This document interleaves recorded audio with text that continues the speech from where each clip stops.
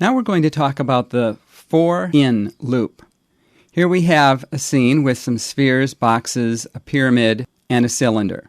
Now I could go through and click on each one of these and run this code, and it would turn each one of the boxes red, and everything else would be turned green. But there is a more efficient way to do this.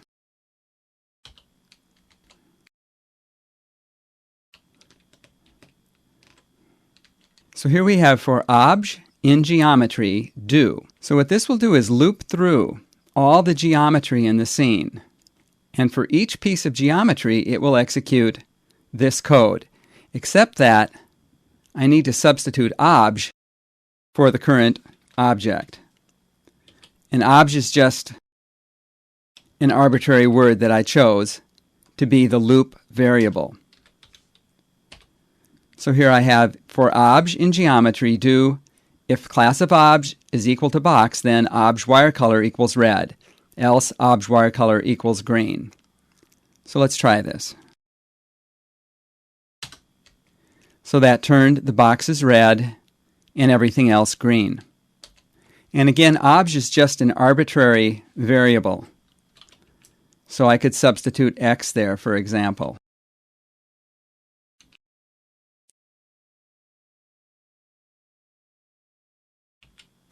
So for x in geometry, do.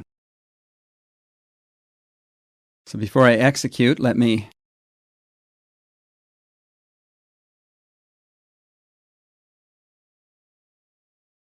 go change a couple of these, come back here, and execute. So that is the for-in loop. It executes a statement, in this case this if statement, or it could be a series of statements.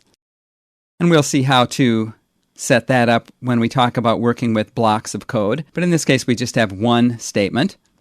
And each time it executes this on one member of this set, in this case the built-in geometry set, you can refer to that particular member of the set with the loop variable, which in this case is x.